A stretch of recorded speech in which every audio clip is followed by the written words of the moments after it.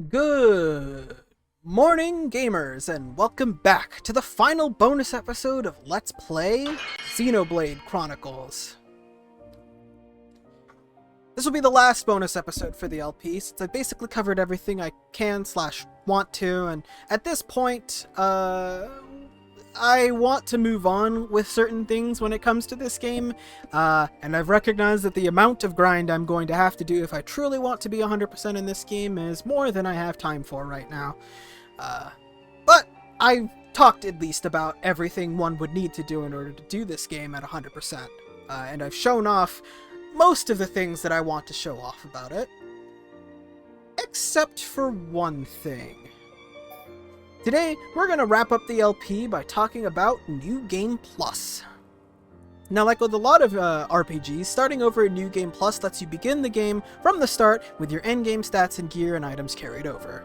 When you start a New Game Plus, all of the following gets carried over, and the game's probably going to show this off as I'm talking, but all of the following gets carried over. Your levels, your arts, your skills, your affinity coins, your party affinity, your gold, anything you had equipped, all of the weapons, armors, and materials. In the original and new 3DS versions, you only get 30 of each, and 60 materials. In Definitive Edition, there are no restrictions on what you can carry over. All of your other items, the records category and achievements, everything in your Collectopedia, the Monado 3 if you had it equipped or selected at the end of the game, tutorials viewed, Napon stones, time attack received rewards, and that, I believe, is it.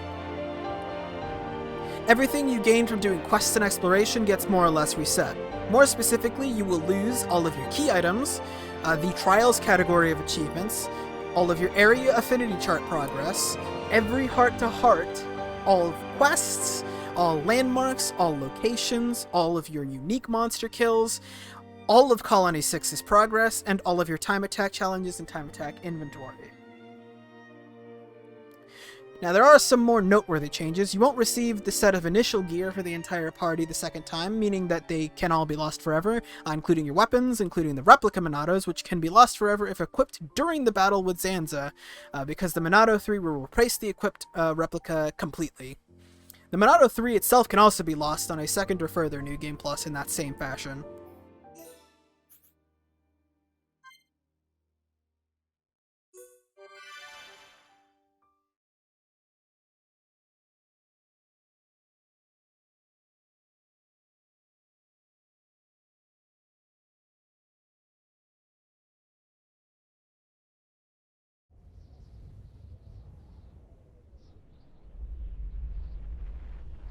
Long ago, the world was nothing more than an endless sea. Oh, by the way, I don't think I mentioned this, but in the original and 3DS versions of the game, since you're limited to what you can carry over, when you start a New Game Plus, it actually gives you the chance to choose exactly what you're planning on carrying over. Other versions of the game, the definitive version, you don't need to worry about that, and thus you just go straight into New Game Plus. You'll also see that cutscenes will show off the gear and weapons that each party member had last equipped, to some interesting effect. This includes, during the Battle of Sword Valley, which shows off Dunban with a regular katana, with the Monado particle effects, alongside Dixon in casual clothes and Mecha Mumcar. Even when the image doesn't make sense, it'll reflect your gear instead of what should be shown, meaning that you can see things such as Melia removing an invisible mask, or the Monado 3 unshackling itself into the Monado 2. Strange stuff. Even Otter's Fiora, human Fiora, or Hom's Fiora rather, will join with whatever gear, level, and arts she had before she died during a standard new game. And these arts can even be leveled all the way up to level 10 if you wanted to. Mecha Fiora will join at the level that you left her off at the end of the game. In the Definitive Edition, New Game Plus also lets you change the appearance of Shulk's weapon just like everyone else. This covers the Junk Sword, and any Monado or replica, including the replica used in Future Connected if you have the save data for that game.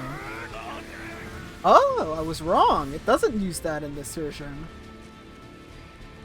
Okay, Advancing feature down me in our weak right editing. flank. You're gonna have to cut that out. For a bunch of soulless machines, they seem to know a thing or two. But we'll see. Change I our believe in destinies. the We have the Monado.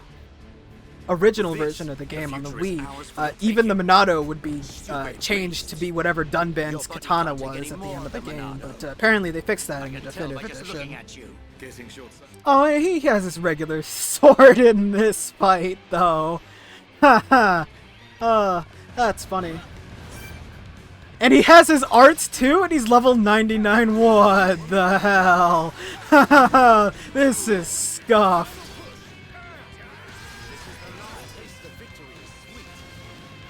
Can I Demon Slayer them? Oh my god, I can? Oh my god.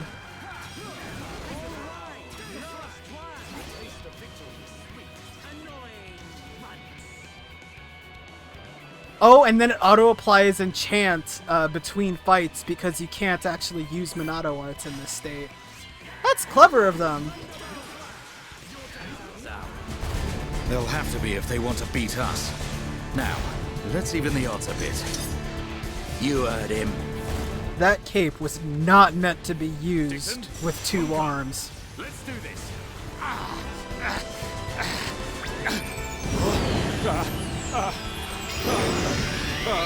Oh no, please!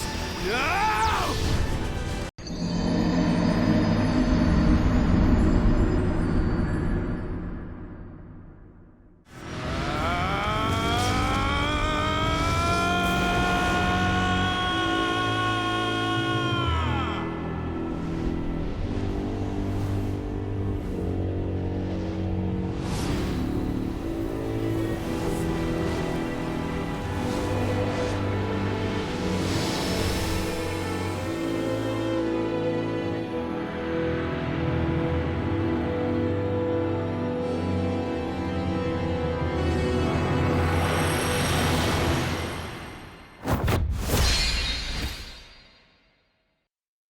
I forgot it did that.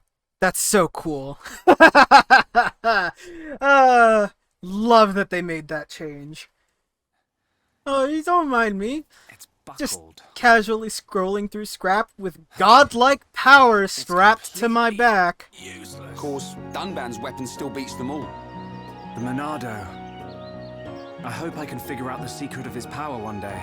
Look behind you. Better get back to the colony. I don't think I ever got the chance to mention this, but something I did notice while playing through the game again on Definitive is that I think a lot of the cutscenes have more varied expression on the characters' faces than they did in the original version of the game, which is kind of nifty, actually.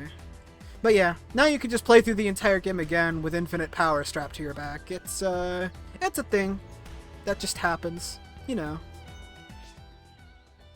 I can even show you this in equipment too, because this thing is kind of fucking nutty. Oh, it stripped me of my gems. Lame. I really don't know why it did that either, because they're all still, you know, here, but oh well.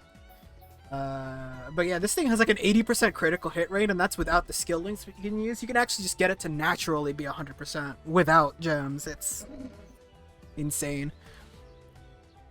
But anyway, oh, and I guess I can also show this too, but now you can actually change the appearance of Shulk's weapon, so you can make it look like the Monado 1, or the Monado 2, or the Junk Sword, or the Replica Monado, or Agni, or Abyss, or Saga, or Dogma, or Rudra, or Monado 3, or 2 more that I don't have equipped because I believe they come from Future Connected.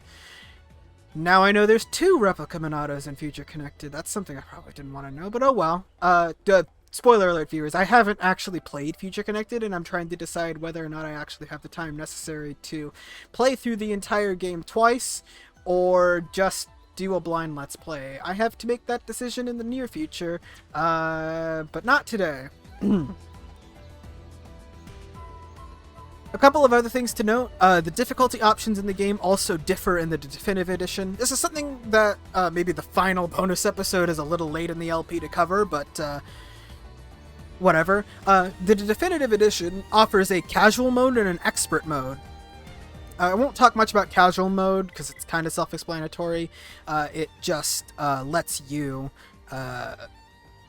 make the game easier, basically. I'll put something on screen for that. It's not really that important because this game is fine enough to play on its own anyway. But yeah, the long and short of it is in casual mode, the party is way stronger and spike and evasion penalties are greatly reduced for some hard battles. Expert mode lets you manually adjust character levels. Yeah, here we go. Yeah, it's currently disabled, but Expert mode lets you adjust your character's levels and limit your experience gain. If it also enables stuff like reserve experience points. If you're at all familiar with how the reserve experience system and the in system in Xenoblade Chronicles 2 worked, this is exactly the same thing. You can just freely adjust your levels up and down depending on how much experience points you have total in reserve between either your saved pool outside of your character's level or just your character's level itself.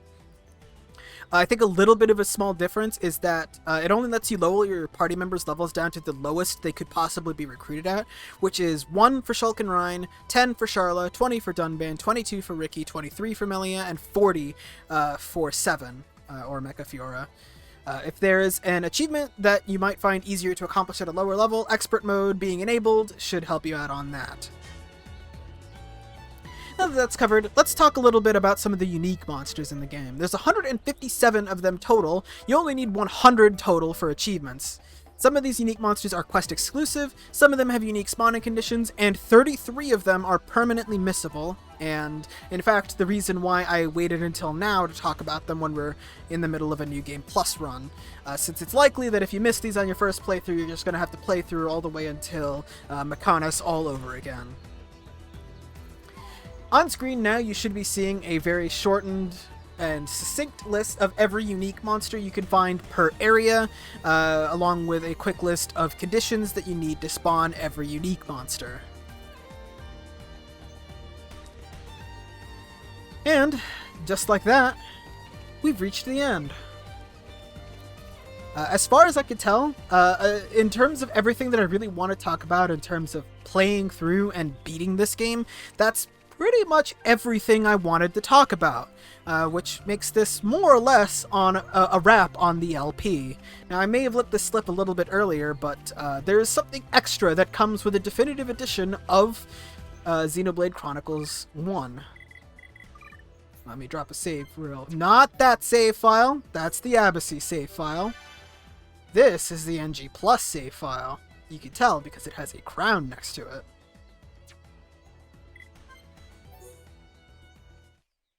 Now, like I was saying, the definitive edition comes with a little bit of an extra something that you can play at any time, even if you haven't actually played the base game of the definitive edition at all.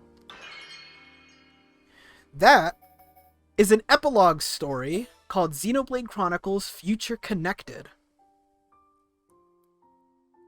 This is an additional post-game story featuring Shulk and Melia, and a brand new area of the game on the Bionis Shoulder that takes place after the events of Xenoblade Chronicles. That'll be something I end up doing later. I don't consider it part of this main LP, but if I do it, I'll probably add the episodes to the same playlist anyway. As I said in Bonus 1, I'm still working on the missing side quest episodes that I skipped over during the main LP. I'll be doing them in a very truncated format with just big quest blocks that I did for most of the bonus episodes. They should be coming along in the relatively near-ish future, I should hope. Other than that, my priorities will be mostly on finishing the 3 projects that I started like an idiot, and then, well, it'll be on to some more LPs in the future. This is SomniaSky, signing off. See you in the next project.